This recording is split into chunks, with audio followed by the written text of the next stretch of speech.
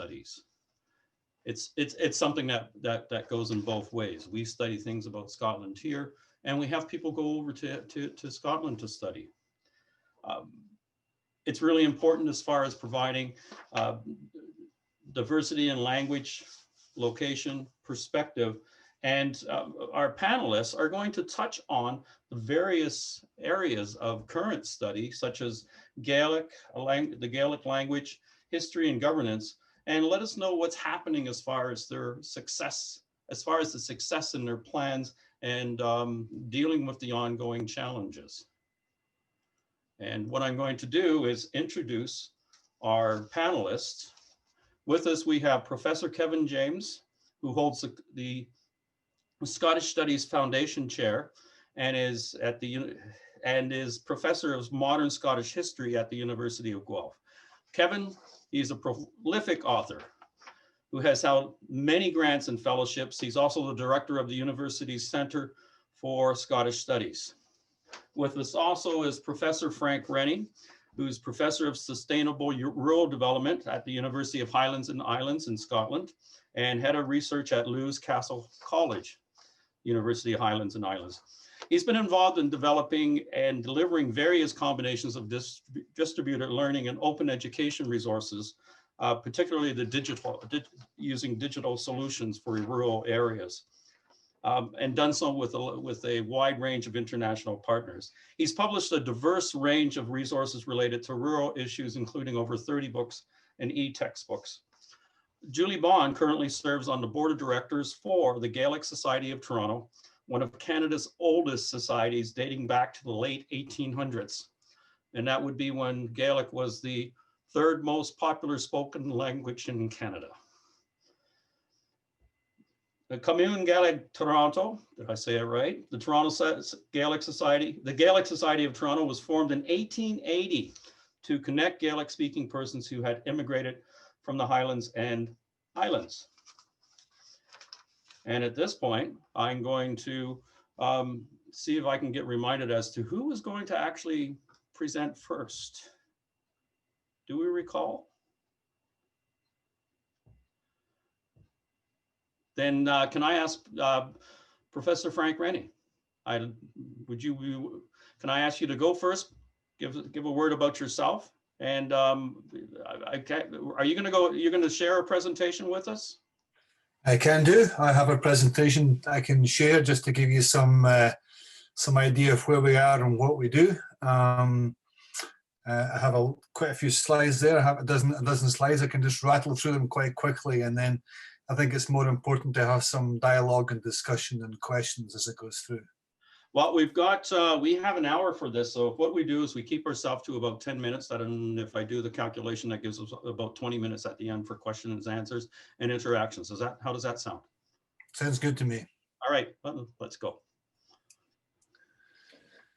Okay.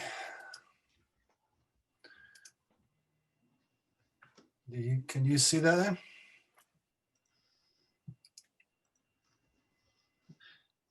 Can you see that? Yes, that's coming up. Will you be able to maximize the slide? Yeah. There we go. So this is just a brief talk through. I'm based in the University of the Highlands and Islands, which is scattered all across the northern part of Scotland. I'm up in the top left-hand corner here on the Isle of Lewis, right up at the top. For those who are wondering where that is, if you look at this, looking at Scotland there, and then in the Hebrides, and then Lewis is in the north corner, and the top left corner now is the college where I'm based. We have over 1,000 islands in this, and 110 inhabited islands. It goes from very, very rolling hilllands and uplands. This is the footprint of the UHI, University of the Highlands and Islands.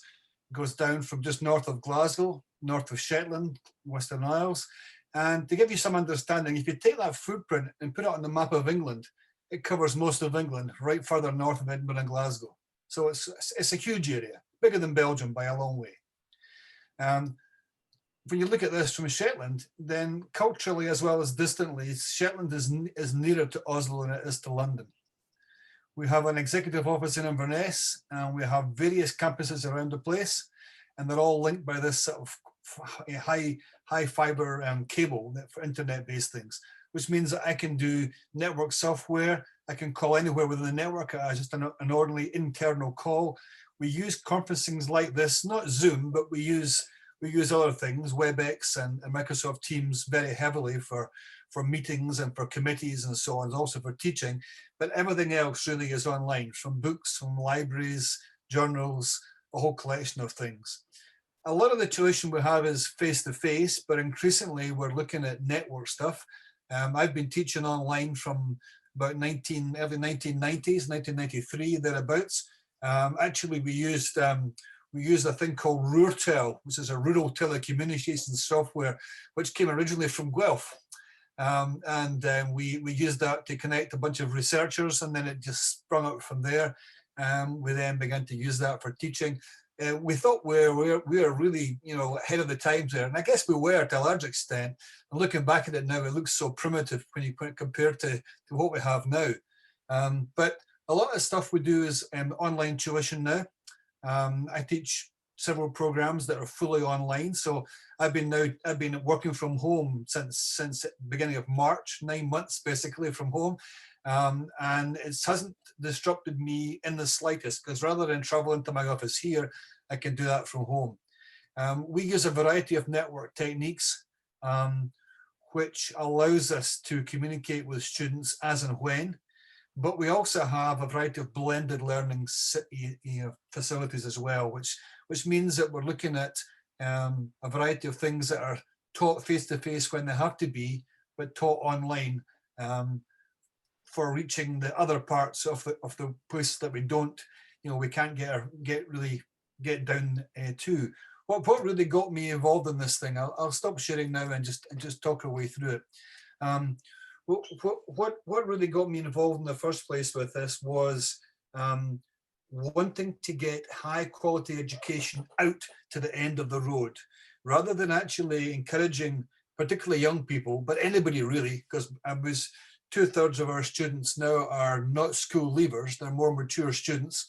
And rather than remove them from the rural communities, to get them to move to a city in order to get higher education, I wanted to actually get the higher education to them where they are, so they didn't have to leave their family, didn't have to leave their job if they're working at the same time in order to study. Obviously, some people will want to leave the area, but over the generations, I'm sure many of you will know, one of our biggest exports from the Highlands and Islands has been young people. They've gone all over the world, and it's the same with many rural areas. We offer an opportunity for people to come back into the Highlands and Islands now, but also those students who do not want to leave or cannot leave for family circumstances or whatever, to study from home. So we offer a whole variety of things. I teach on a sustainable rural development course. I have students literally all over the place in Canada, the States, all over mainland Europe.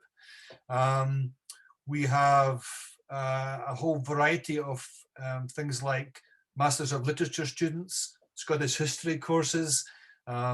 Increasingly, we have things like engineering or medical sciences, where a lot of it is taught online, and the things that have to be done face-to-face can be condensed into face-to-face sessions, rather than making people, travel out with their community to spend the whole time doing that. So I think that what we're looking at is a whole variety of opportunities now that weren't there before, in terms of actually making that more accessible. It means that we can offer everything from very basic courses, things like just so-called CPD, continuous professional development, so on-the-job training for things, right through to master's programs and doctorates and so on at a distance, which means that people can combine them with family, with work, with looking after kids, looking after parents at the same time as studying around, wrapping around that. It means they can access it asynchronously. They can do things offline. Most of my students that I speak to, I was examining a PhD student in Canada yesterday, for example, using this same technology in Manitoba.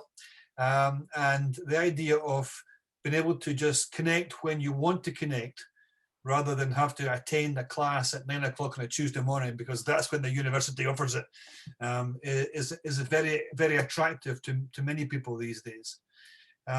We can bring in a whole variety of communication software to begin dialogue, so discussions with people, discussions with students, but also discussions with staff as it goes through.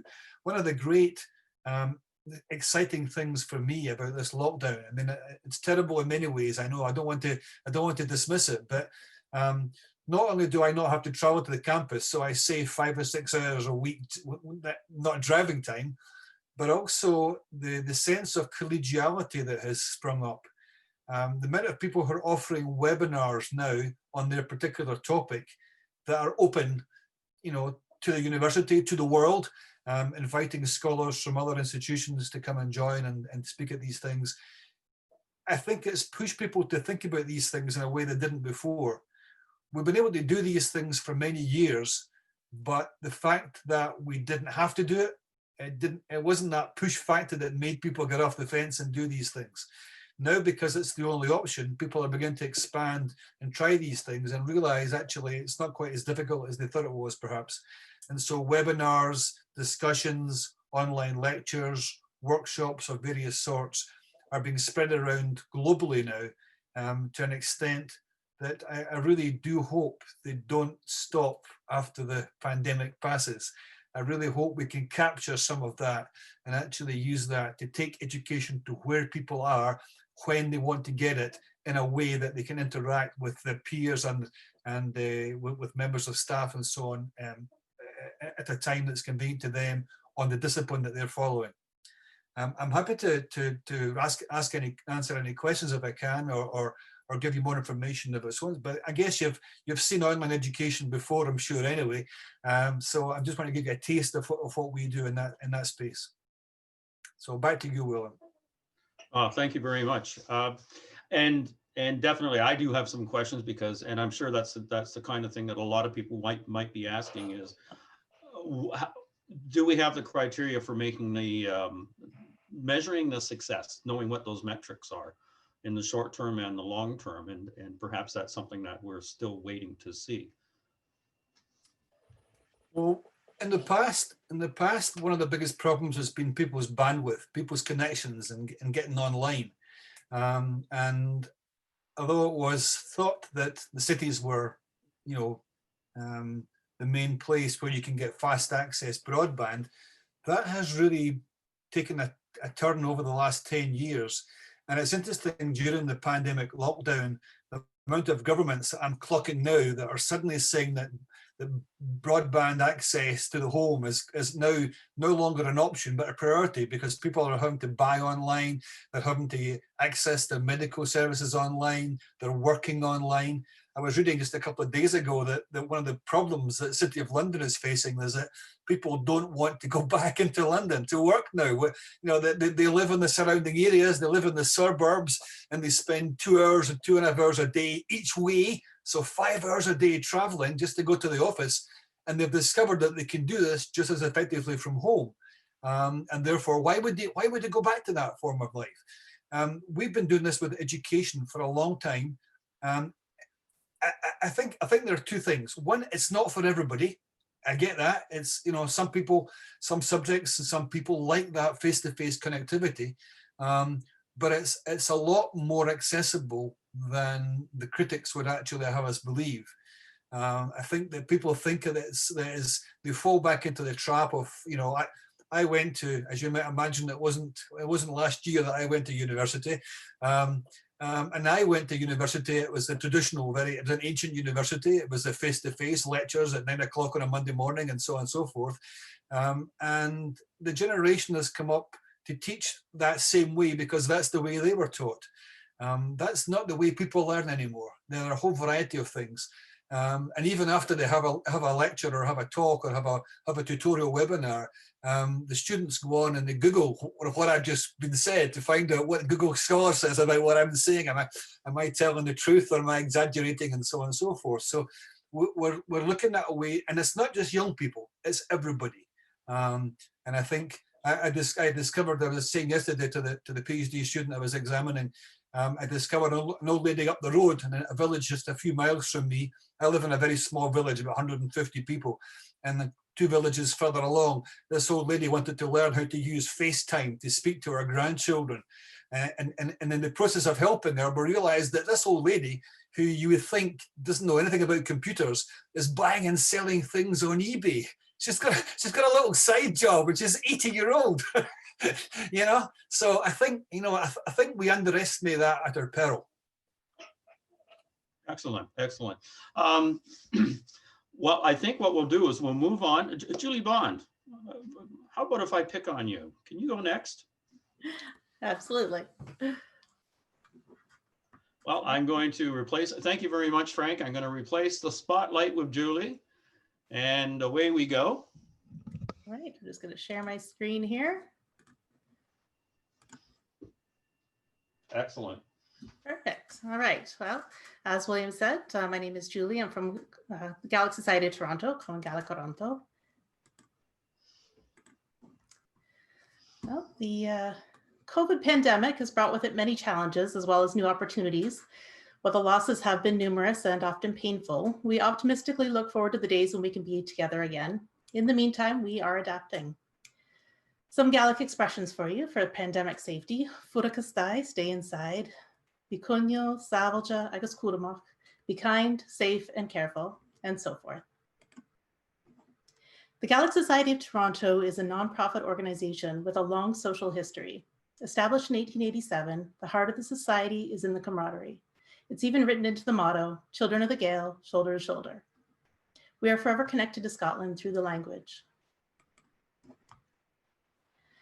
The Society, in normal times, meets numerous times a year for a variety of Scottish and Gaelic-inspired events, and at least monthly for a traditional Céilí. Céilí, as most of you know, is the Gaelic for a visit where song, story, poetry, as well as language and laughter are always present. In March 2020, we had to make the decision to cancel all person events, but when it became evident this was not going to go away anytime soon, the board of directors decided to move our Céilís and all foreseeable future events online. In June, we implemented our first online Céilí, which with all our technological inexperience went over pretty well. We had a good turnout, great music, plenty of song and story, just like an in-person event. Even better, you might say, as we had guests join us from Scotland and the United States, which we don't normally have at an in-person event. We have continued to host our Céilís on the third Friday of each month online, and have seen a great mix of regulars and newcomers, occasional guests, and familiar faces. Our December Céilí is on Friday the 18th and will feature Gaelic Christmas carols with renowned Gaelic singer Cathy Ann McPhee. All are welcome, of course. The Society had planned to host a weekend-long fèis or festival this past summer, but of course we had to cancel the original plans. We decided to move it online. The benefit of an online event, much like this one, was that the logistics, transportation, accommodations, etc., were no longer a factor. This also helped us better manage costs, which in turn meant we could offer more without needing to raise rates. And with technology on our side, we were able to offer several sessions with presenters in Scotland. Brian O'Hara of Board na Gaelic and Fiona Gonacani presented from the Highlands of Scotland. Gilabridge McMillan, who you may recognize as Will and the Bard from the first season of Outlander, presented from Glasgow, where he's currently a lecturer in Celtic and Gaelic language at the university. We had a Gaelic storytelling session with Angus MacLeod from Cape Breton and a session on textiles in the Highlands with Deborah Livingston-Lowe. We even had a virtual whiskey experience during David Livingston-Lowe's Gaelic and the Whiskey presentation. I honestly had some concerns about how it would work in an online setting, but it was wonderful. And yes, the Gaelic for whiskey is Ushkabea, which literally translates to water of life. You can see David in the center photo there with a bottle of Lefroy whiskey from Islay. In October, we decided to take advantage of the benefits of technology and began hosting Gaelic language classes online with our instructor, Archie Campbell from Benbecula in the Outer Hebrides. We've been trying to set up sessions with Archie for a while, but the logistics of getting a group to Scotland or getting Archie here were complicated and costly. The classes have been a success with the maximum number of students registering. The second round of classes wraps up this weekend with more classes planned for next year. The photos on the right are of some of our members at a 2013 Gaelic Immersion Week with Archie in his hometown of Benbecula. In the Gaelic community, online classes are nothing new. Salmarastic on the Isle of Skye has been offering online classes since 2000. Gaelic College in Cape Breton, Nova Scotia acquired the Atlantic Gaelic Academy's online program in 2018, but the AGA has been exclusively online since 2007. They've been able to serve Gaelic language learners from around the world since long before a pandemic made it a necessity.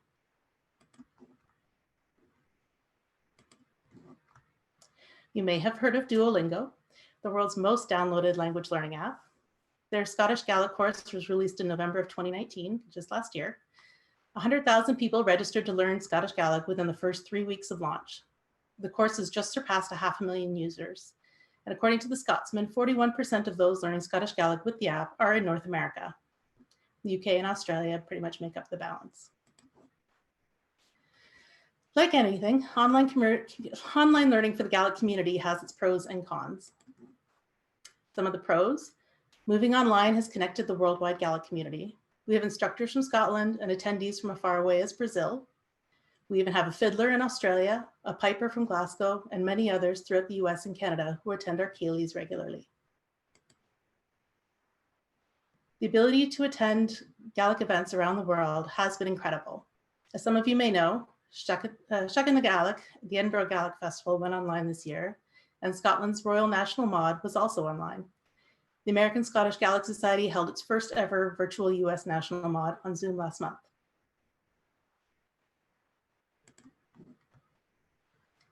Nothing can connect you with the land in Scotland like learning about it in the Gaelic. John Murray presented The Gaelic in the Landscape in September. This presentation would not have been possible for those of us in North America prior to the pandemic. These are all opportunities for the Gaelic learners of the world and those who are simply curious about it to be able to participate and engage with the community in ways never available before. There are cons too, of course. Some of our elders are not as tech savvy, so they do not attend as many events. Their absence is deeply felt. Although we do have a few who have persevered, connectivity continues to be an issue. Technology is wonderful when it works. But you cannot perform a walking song online, or at least we haven't figured out how to yet. Walking songs are Scottish folk songs traditionally sung in the Gaelic by women to accompany the work of fulling cloth. The top photo was taken at one of our in-person Céilís in Toronto prior to the lockdown. The photo at the bottom was taken at an immersion weekend at the Gaelic College in Cape Breton, Nova Scotia.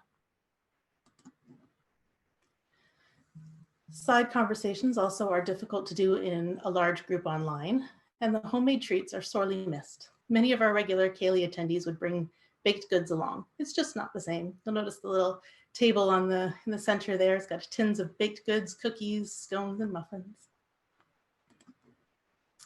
However, taking all of this into consideration, using technology to keep everyone safe, stay connected with our members, and to offer them opportunities to learn Gaelic from native speakers has overall been a success.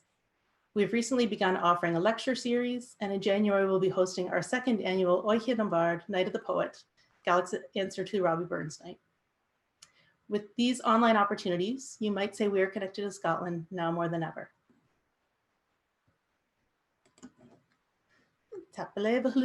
Thank you, everyone. You can find us at the Gaelic Society, GaelicSocietyToronto.com. We're also on Facebook, Twitter, and Instagram at Gaelic Toronto, or you can send us an email.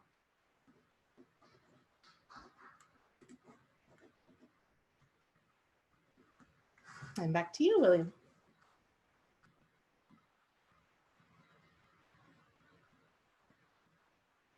Appear on me. Thank you very much. Unless there's a question that's going to come from the rest of the panel, what I'll do is I'll pay attention to time, and I'll jump to Kevin James. Thanks very much, Bill. I look forward to sharing some of this with you. Just want to confirm people can see my screen. Yep. Perfect. Thank you. Well, it's a pleasure to be here, and it's a pleasure to be part of a panel in which there's so much positive news amidst the pandemic. And I thank you for sharing that news and keeping our spirits high, and the conference organizers for putting together what's been a very impressive day and a half so far, and which I know will continue into tomorrow. So what I've really remarked upon are the fascinating insights so far into historical connections and impacts, personalities, photography in the landscape, the resilience of organizations and activities through COVID. And I think that in the context of scholarly activity, as Professor Rennie suggested, the impact of the pandemic on scholarly activity is well known. It has dramatically affected research travel, for instance. It's dramatically impacted on access to resources, but it's also had the positive impact of pushing those of us who are not tech natives into new media and new forms of communicating with students, in which they're much more teaching us, I find. But teaching and public outreach has also pivoted. And perhaps that's where, more than research in my experience, things have been more positive. And learning today, this afternoon, about the experience of the St. Andrew Society of Los Angeles and its resilience and its adaptability and the association of Scottish games and festivals, I think underpinned this point, as did the story of the National Tartan Day New York Committee and the Scottish Society of Ottawa. And the Fergus Festival, our neighbors and good friends, also kind of reinforce this positive message that there can be moments of inflection and reevaluation and adaptation and innovation. And as Bill Petrie suggested last session, it's a time for us to take notes from each other. As the largest Scottish Studies program outside Scotland, with an endowed chair, which I'm very privileged to hold, courtesy of the Scottish Studies Foundation, and 4 dedicated faculty members, an extensive undergraduate teaching program and graduate teaching program, and a very busy calendar of outreach, including 2 colloquia annually, we were really heavily impacted. I work in tourism and travel history, so I had a particular interest in the historical nature of this disruption, and it's why I've always warned people against using the term unprecedented to describe it too. But we have colleagues who work in urban crime and punishment, in medieval women and work, and in the PICS. And the disruption I want to emphasize was highly uneven. I think our research students were much more severely impacted in terms of their travel, in terms of their research projects, in terms of their timelines to completion, in terms of the costs of their education. And I think that was true of early career researchers too, more so than those of us who have the privilege of tenure and who can work on modified timelines. Funded research projects were essentially suspended for us, which was quite helpful. But the fact that students are often funded through them meant that they were very adversely impacted. Travel funds for students were suspended because university protocols, of course, government advisories, and the closure of repositories around the world necessitated it. And so the research enterprise, to some extent, ground to a halt. And it lies at the heart of the mission of our university in particular, and the Centre for Scottish Studies, which I have the privilege to direct. So I would like to emphasize that the repercussions were unevenly shared and that students were especially impacted. And it's in that context that I want to talk about some of the positive things that happened. Because in contemplating and reevaluating the structure of our teaching, research and outreach, we developed, I think, new tools, as so many others have done and have recounted today, to navigate these restrictions that I've described, to embrace new opportunities, to explore new technologies and new tools. And we had to do it in a way which recognized the restrictions on our travel, but also, as has been alluded to already, in the case of the Gaelic Society, the expansion of the potential audience of our activities, and new internal partnerships, which we developed both with the library and other units on campus, and external strategic partnerships, which were refashioned too, and I'll describe that in a moment. And this was partly allowed by the fact that we, thanks in good part to the Scottish Studies Foundation and to the contributions of our library, we have a digitization center that has been recently funded and established, which means that a lot of the resources which we hold have been, are amenable to digitization with the facilities and infrastructure we have.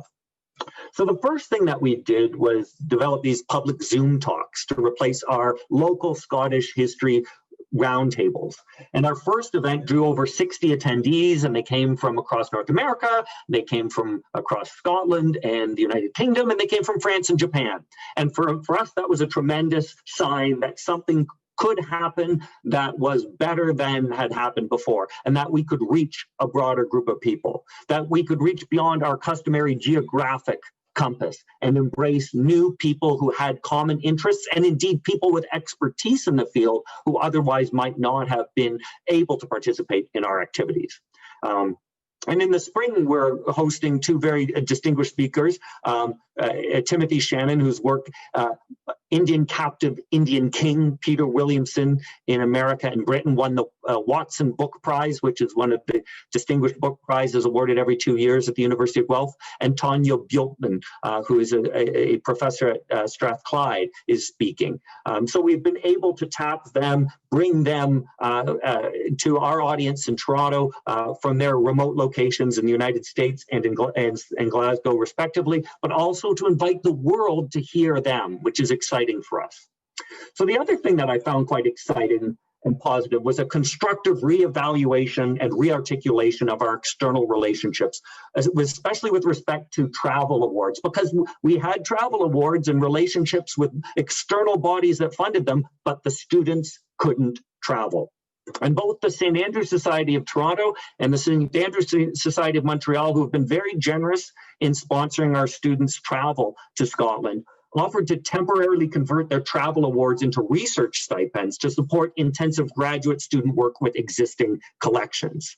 And this is where we began to ask the question, if we do have the largest documentary collection pertaining to Scotland outside Scotland, why don't we start using it a bit more now in our library?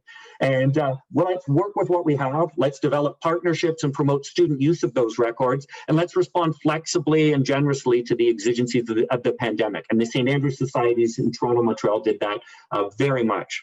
So we started to try and think of ways we could mobilize those resources, mobilize local materials, and produce new partnerships and new platforms that would reach a wider public too.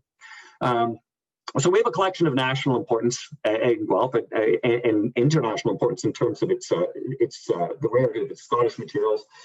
It's particularly strong in the Covenanting period, in Jacobite pamphlets, and medieval land charters dating back to 1330, Scottish chapbooks and ballad literature.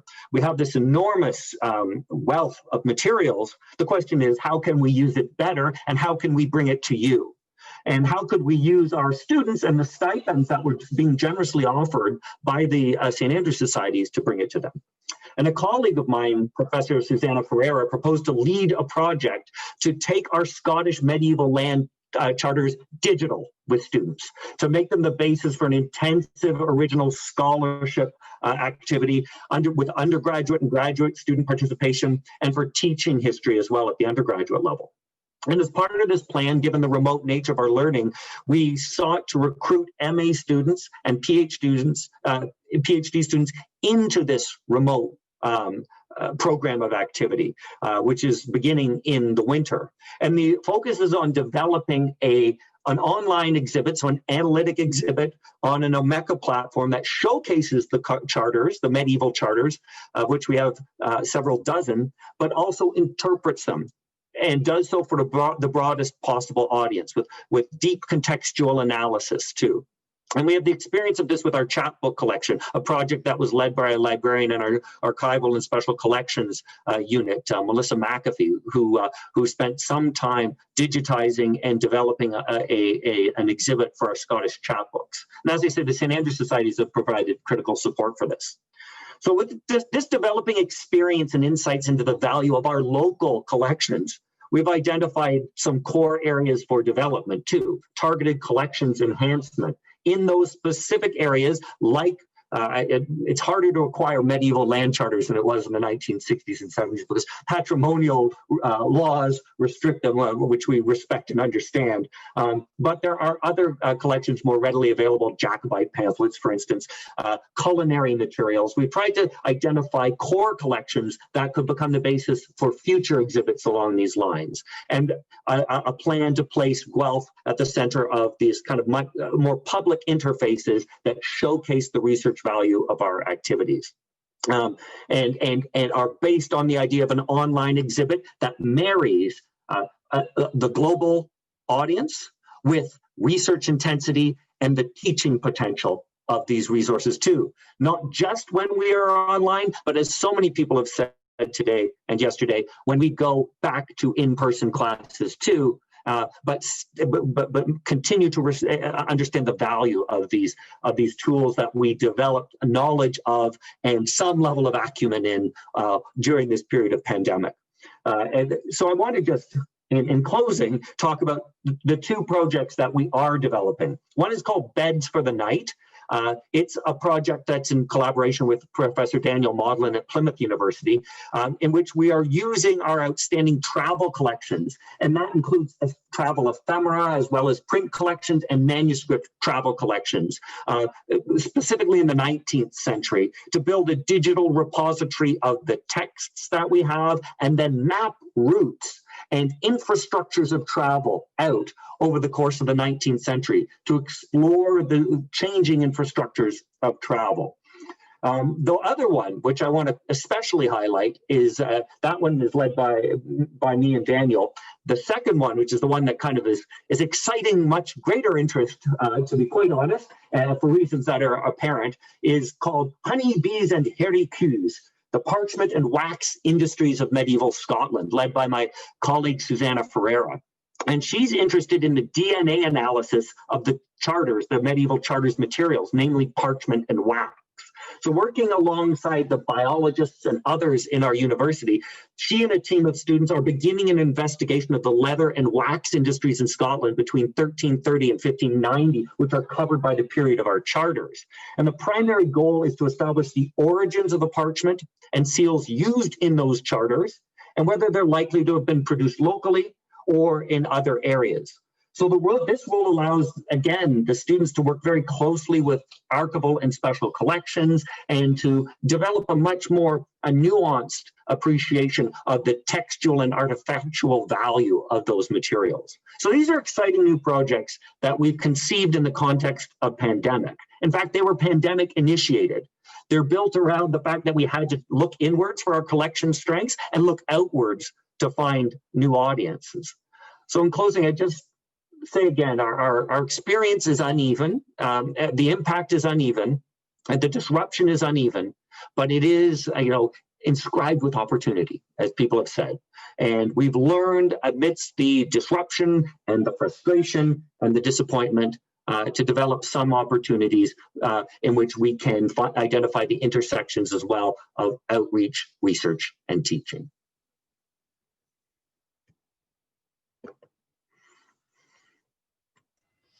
Thank you very much, Kevin. My brain is going to explode. I'm going to see if we can move on to Bob Creighton at this point, and then circle back around to Q&A and interactions at the end of it for all of us. Does that sound okay? Bob, I'm going to give you the... Yeah, I'm here. I'm just about to, if I can get this.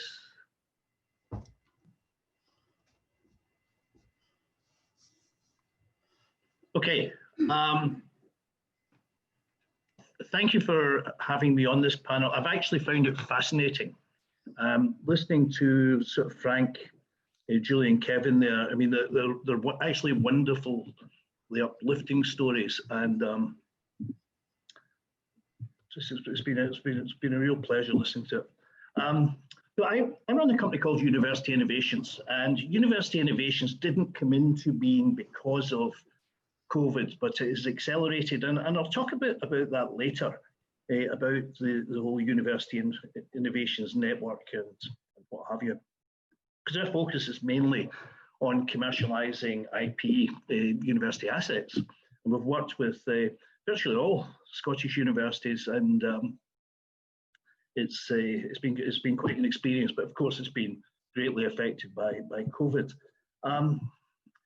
I wanted to look at something, we tend to talk about education, students and education, and invariably in government policies or in initiatives we will hear about it. And and I think just people accept it. We all accept it's a very good thing. I mean, we're built into the bricks that education, a global education, and international education is a very, very good thing. I thought it'd be worthwhile for the wider audience maybe to touch on something slightly different. Why is it?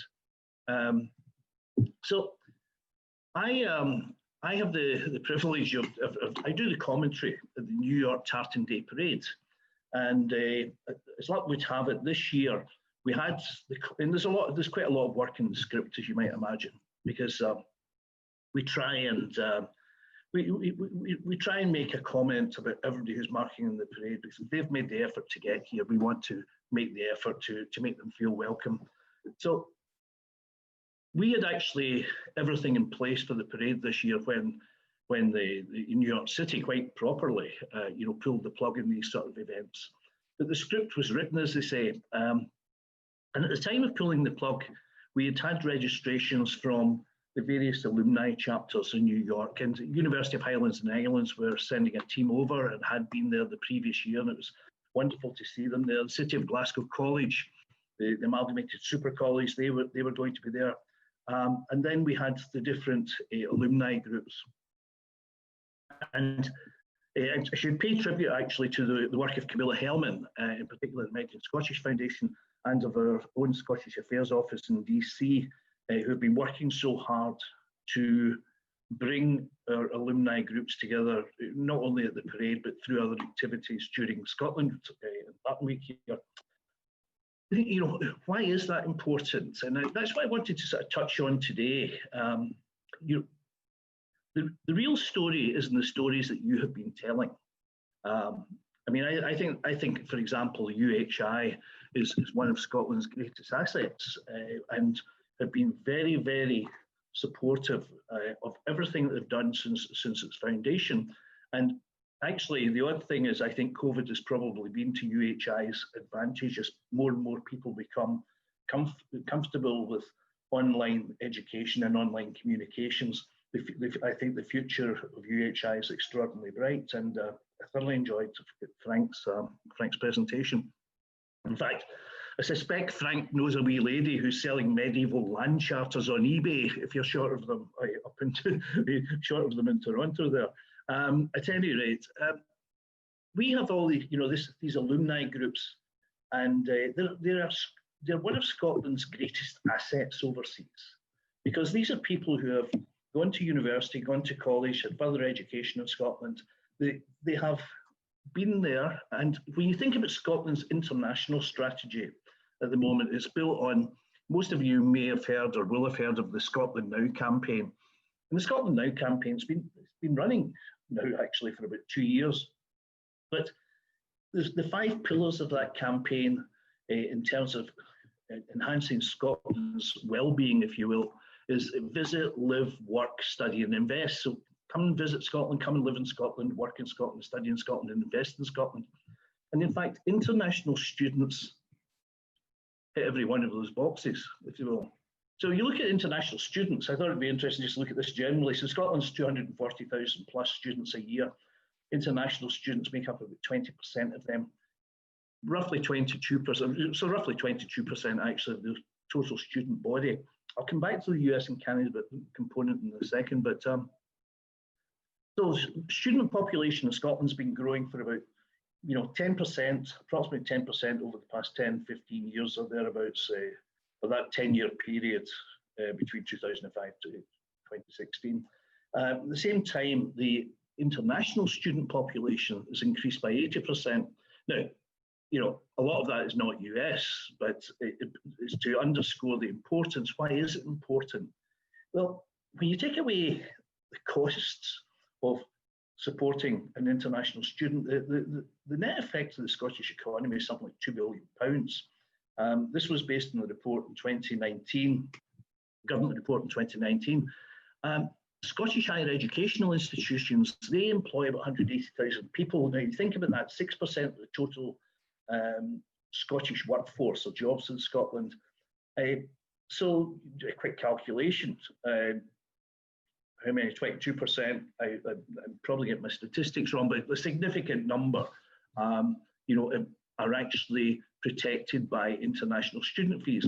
International students, this is not straightforward across every university. It tends to apply to the more ancient and older universities more, but they are a major contribution to those universities.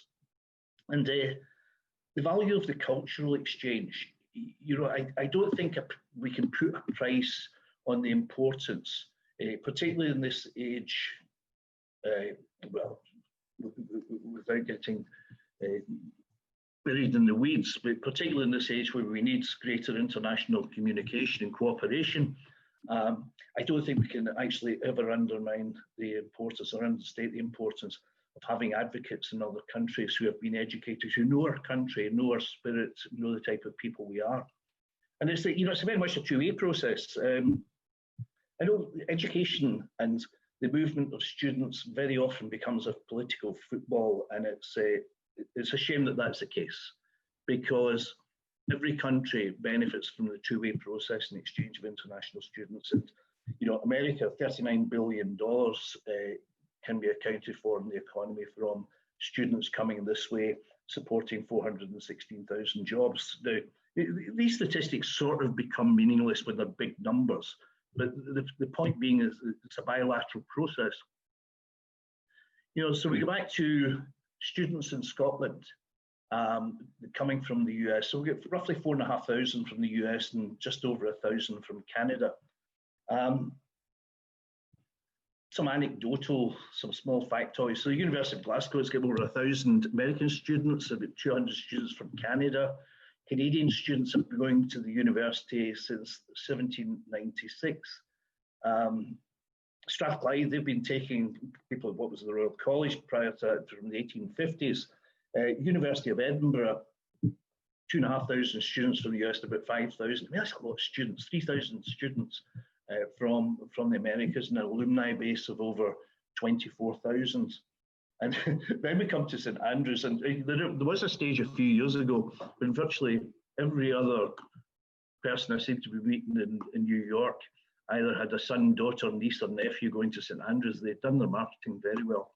But 1,600 American students now, university population of about 8,800, so it's not quite a quarter, but it's getting up there.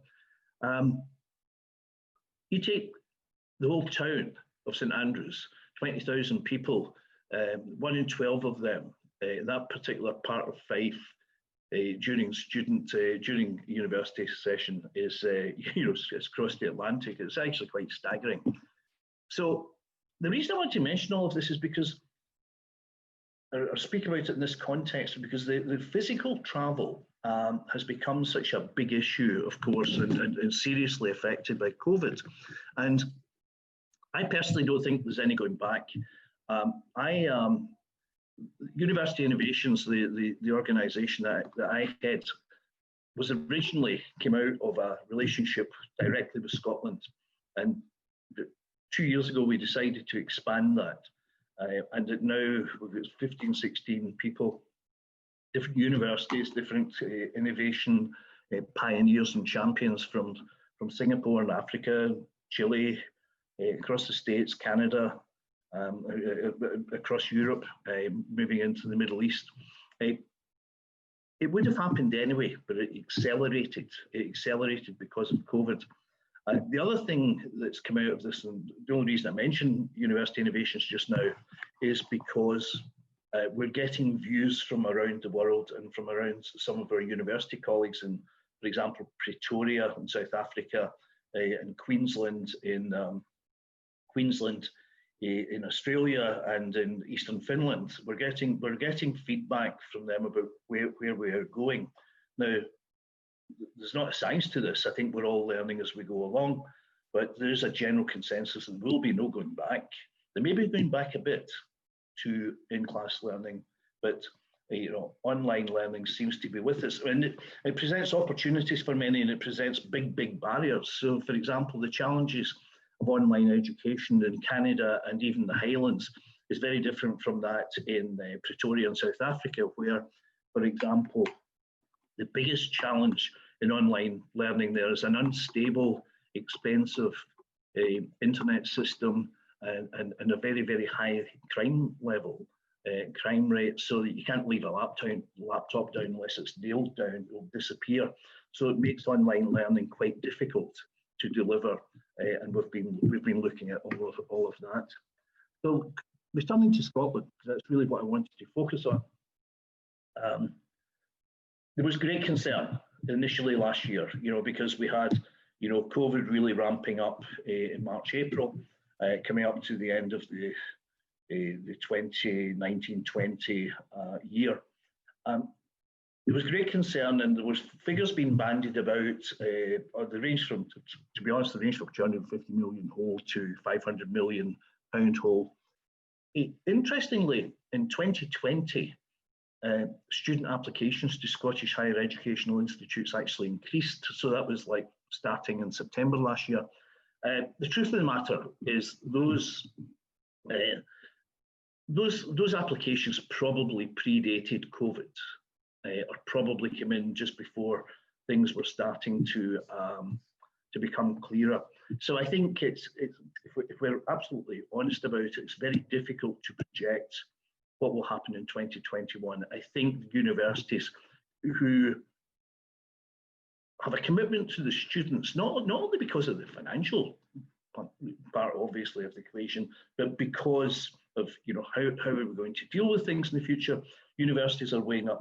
I spoke with the Scottish Government on Thursday, Wednesday or Thursday this week, down in DC, the Scottish Affairs Office, just to see how their view resonated with the thoughts that I wanted to express today. And we are pretty much in line. I mean, I think I might say that it's because we were learning, this is not the Scottish Government, by the way, because we were learning how to deal with COVID as institutions, some mistakes were made. Last summer, early fall, moving in, and there was some sort of, almost PR disasters, if you will. But I think in fairness to everybody involved, everybody was learning. So the mistakes were not intended mistakes or anything. It wasn't carelessness. These were just people were learning, and events were changing by the day. To any students who are thinking of going to Scotland next year, or any parents who are thinking of exploring it with their children but going next year, the one thing I can assure you is that Scottish universities, they are now navigating a return to normal, and they really are gearing up to welcoming students back. Now, how that looks, whether that's part distance, part in person, remains to be seen. The other thing I think we can assure you is you're going to see now, because there have been, disappointments in the past, and because it's been so uncertain in the past, you're going to see, and because it is a changing picture, you're going to see a continuous flow of information to keep you updated. So that there'll never be a stage, there shouldn't be a stage where you're not in a position to say, I wonder what is happening. So if one of your children, or you're thinking about going to take up an opportunity in Scotland, you can do that. And it's an expression I'm not actually that not sort of inclined to use, but it has become quite common. Build back better, and there is a commitment, and we're seeing it, that having had this opportunity to enforced upon us to look at how we deliver for our students and deliver for our staff and deliver our courses, we are actually putting things back together, almost like starting with a blank sheet of paper at times, And we're seeing this in many of the, turning it the other way. I mean, one of the reasons we see our universities coming over here, whether it be UHI or colleges, vocational colleges, is at the end of the day to promote their capabilities and attract students and staff and enhance our reputation. We are seeing many more opportunities that didn't exist before opening up because of the online, the interest in online. And I was delighted to hear what Kevin was saying at Guelph, and Frank at UHI. As I said earlier, I think UHI is going to flourish as a consequence of this, and I think it's wonderful. But it was wonderful to hear as well, Kevin's comments about the interest in the courses that they're doing, and indeed Julie's interest in the Gaelic. So I think we're moving into a new situation where opportunities that we didn't exist before now do. They refer to St Andrews as the 51st state at times, and this is a photograph of them. They're quite traditional pier walk on a Sunday. I never knew what it was they were doing, so there you go. I found out for this event.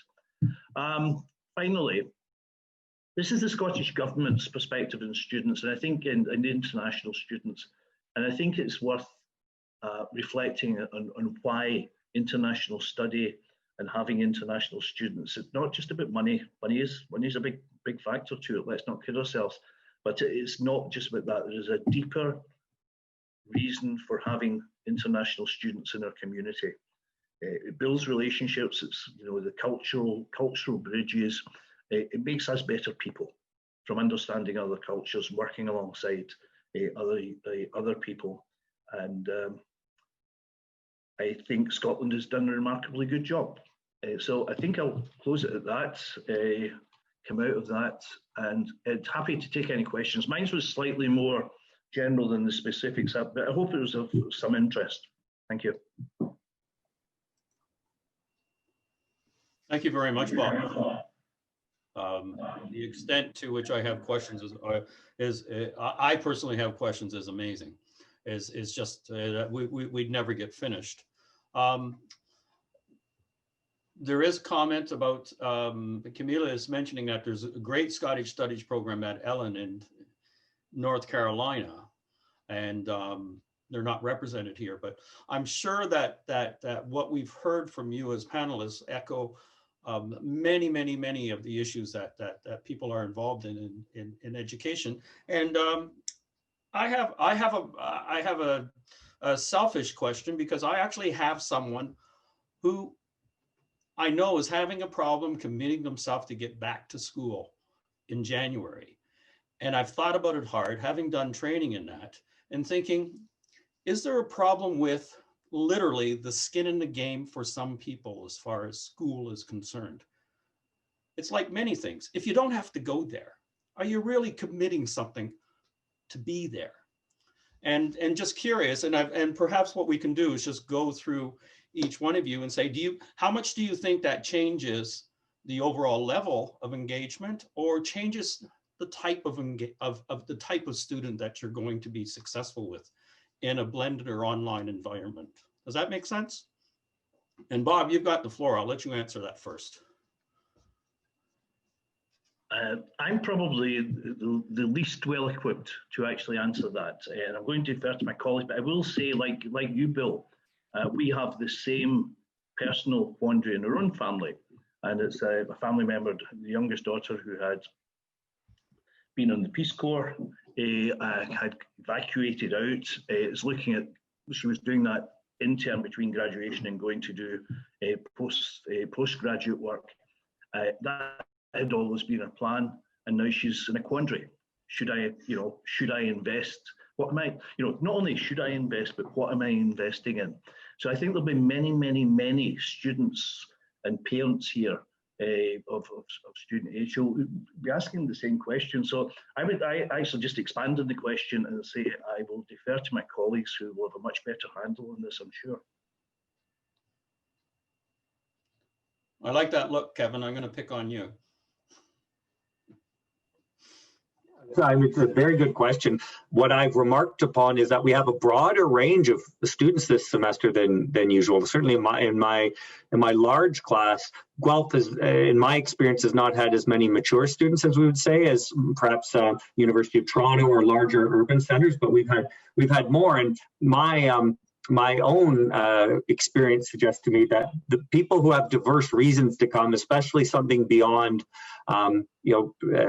expecting to go to university immediately after high school, bring a lot to the table and bring a lot of valuable experience, bring a lot of valuable energy and enthusiasm and perspective to the table. And I also think one thing that we've observed is there's a much higher level of interest in our graduate level program for next year, because I think students are encountering the pandemic. They're encountering reduced prospects for employment in the context of the pandemic. In the North American system, we do provide, if we accept you, we pay for you at the graduate level. So I'm on the graduate admissions committee, and I'll be very interested to see the volume of applications that we look at, but anecdotally, there is a much, much higher level of interest, and there seems to be a significantly greater level of interest from international students, in part because of the federal government of Canada's quite liberal policy towards study and admission to Canada in the context of the pandemic. So everything is up in the air, but I'm seeing good things so far. And as with the last time we encountered this in 2008, 2009, we had some of our most energetic and successful and gifted students during that time period. Frank, Rennie, I'm gonna ask you to also take into account the excellent question from John Terry, which is that does insisting you have skin in the game serve to exclude those with limited means? And I guess that's the flip side. If you don't have to spend the money to get there, well, that's great if you didn't have the money to get there.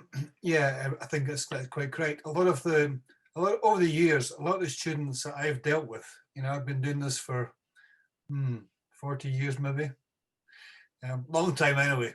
And a lot of the students I've dealt with simply would not have got access to university if they had to up sticks and move to Glasgow, Edinburgh, Aberdeen, or further afield.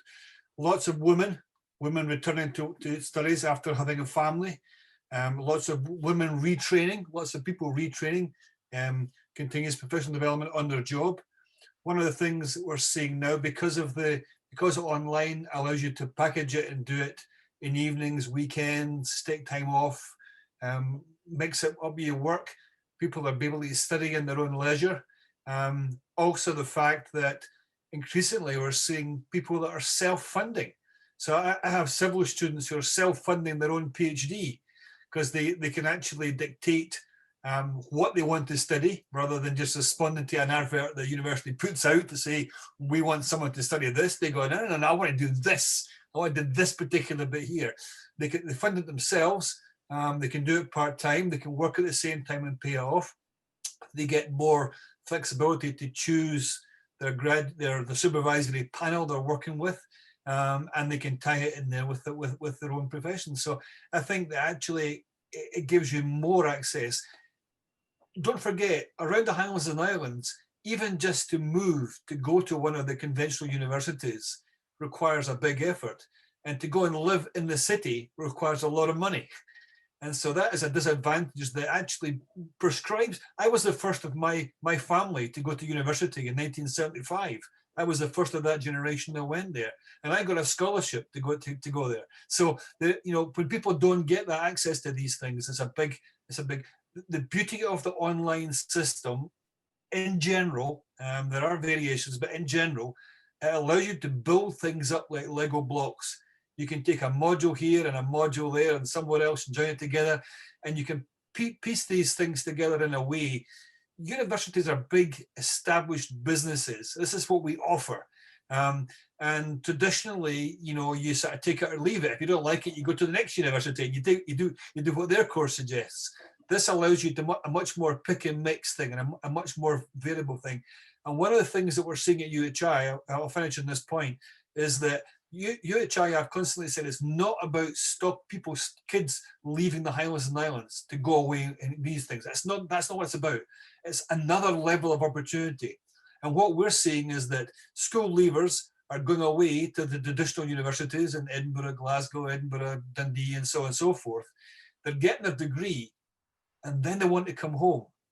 And they want to come home and they want to do their postgraduate study with the UHI, because that means they can stay at home. And that, to me, is critical for rural development, because at that level, a little bit older, they bring their partner. They bring spending that they can put into the community. We quite often we see people, so the idea of bringing people back because they want to belong to their community, they want to bring up their children speaking Gaelic, they want to imbibe the values of Shetland culture so they come home and they've earned money, they have skills to work locally, and then they want to continue studying. They don't want to give that up. And so that gives you the best of both, I think. So I do think in some situations that the online stuff is actually better than face-to-face. And we could talk on that all night, so I'll stop there. Well, thank you, Frank. Frank, I'm glad you mentioned the fact about people coming back and the kids learning in that, because it ties into a little bit of the twist that I want to throw at Julie with this.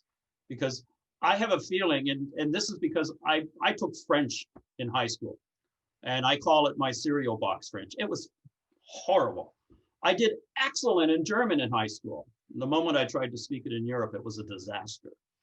When I went to Quebec, and I had kids in Quebec, that was a different thing. And eventually I realized I had to be immersed. It had to be in the social context. I had to be learning French like a kid, it just seeping in. And I'm wondering, is that something that was there with the Gaelic studies, but now it's not so easy to do? So that's not skin in the game. That's brain in the game. Yeah, there's a lot of immersion programs for Gaelic, and a lot of fluent speakers or native speakers will tell you that doing it by immersion is much better than learning, all the different linguistic bits and bytes that you need. I don't know, I would say both. The online opportunity has been there for several years. People have been utilizing that for a long time. But yeah, I mean, you definitely can't overlook the immersion program. There's a lot though now. I will say, as opposed to when I started learning Gaelic even just a few years ago, there are so many more online resources now that are immersive. There's Radio Nangal, like there's, books. You can have them, like they'll read the books to you online while you're reading. So you can have a more immersive experience in an online environment still now. So we're getting closer to being Gaelic. Beckett Gaelic. But still, it's going to be nice when we can get together. This is, as Frank says, we could go on about all kinds of things with regards to this. And I know the other panelists, other people who were in panels right here, but this has, of course, been my favorite panel. So I want to thank you very much. We're going to turn things over at this point